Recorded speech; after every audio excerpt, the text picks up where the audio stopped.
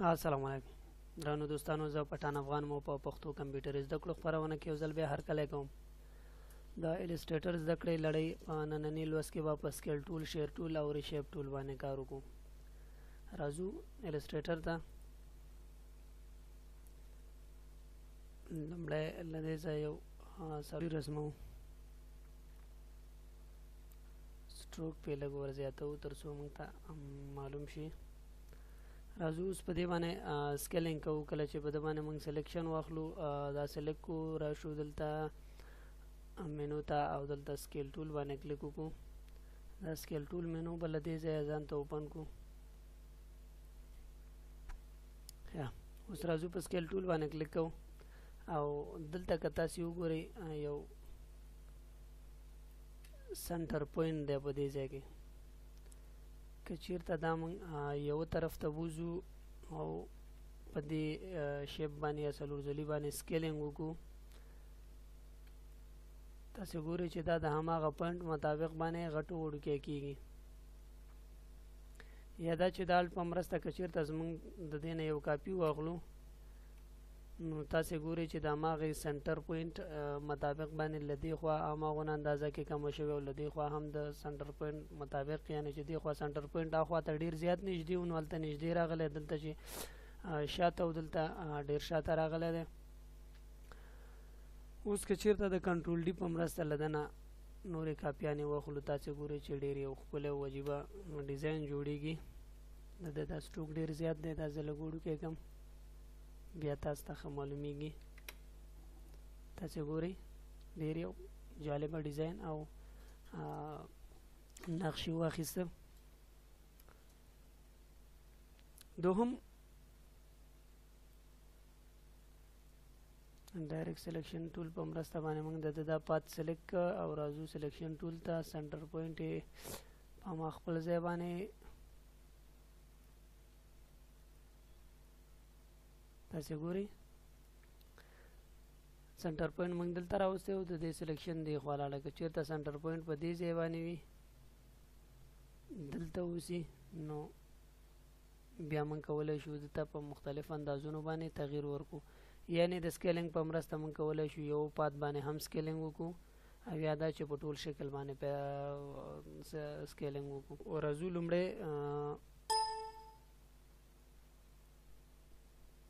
یو شیپ رسمو، له ده نه کاپي اخلو، دا سټروک به یې رنګ به یې داسې ورکړو، سټروک به یې سپین کړو. راځو د ده نه نورې کاپیانې هم اخلو.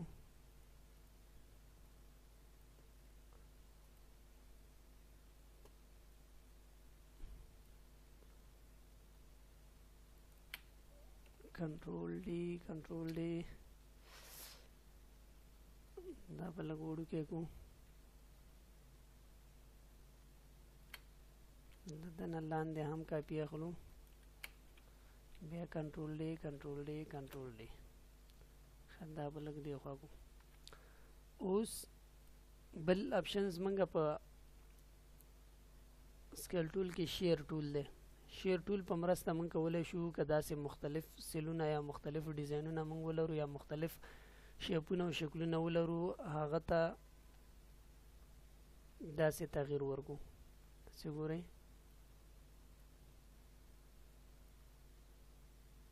البته تاسې چې ځان ته په کوم انداز باندې سنټر پوینټ وټاکئ، د هماغې مطابق تاسې کولی شئ خپل شکل ته تغییر ورکړئ. دا ګورئ دا سنټر پوینټ دی چې هر ځای کې دا ستاسې دغه وي، د هغې مطابق تاسې کولی شئ دغه مختلفو شکلونو ته تغییر ورکړئ.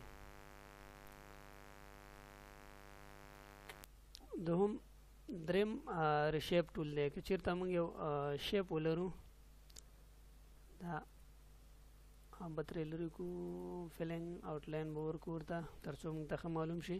که چېرته موږ داسې یو شیپ ولرو او د ډایرکټ سلیکشن ټول په مرسته باندې موږ د هغه یو پات سلیکټ کړو او راشو له دې ځایه ریشیپ ټول ووهو، نو د ریشیپ ټول په مرسته موږ کولی شو د دغه شکل ته تغییر ورکړو.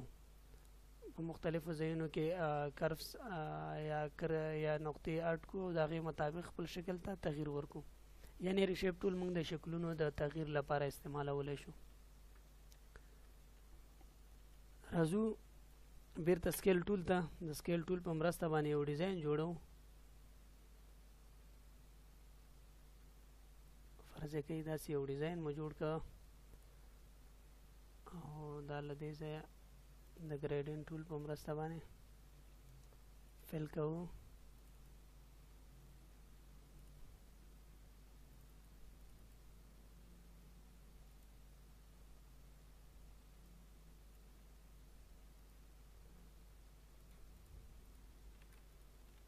Stroke trailer को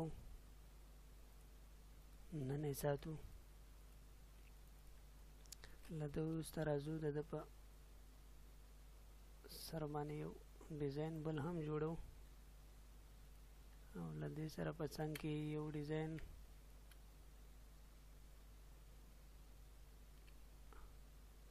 बल हम और लदना यो डिजाइन बल हम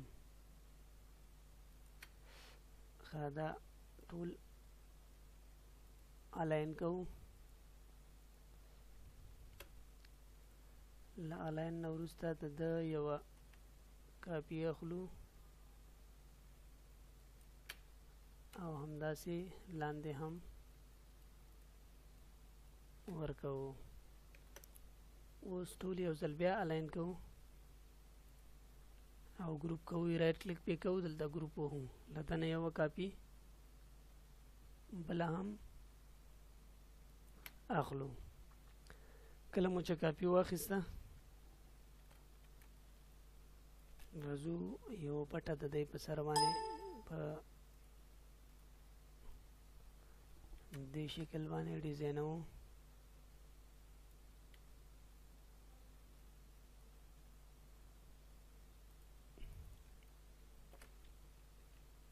دا له د سره وصلو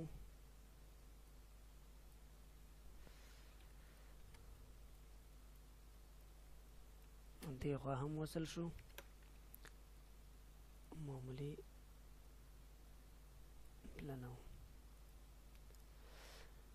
لده وروسته دا ټول ګروپ کوو او راځو سکیل ټول ته. د سکیل ټول په مرسته باندې موږ ځان ته یو سنټر پوینټ ټاکو او د هغې مطابق لدنا کاپی اخلو. کله مو چې کاپی ترې واخیسته کنټرول جیم بټن په پښتو کیبورډ کې او په انګلیسي کې غټ بریکټ چې دی دا به وهئ، دا به د شاته ځي. بیا کنټرول ډي سره بله کاپی بیا همداسې کنټرول جیم سره هغه شاته کې او په همدې شکل باندې مخکې ځي. کنټرول ډي او کنټرول جیم.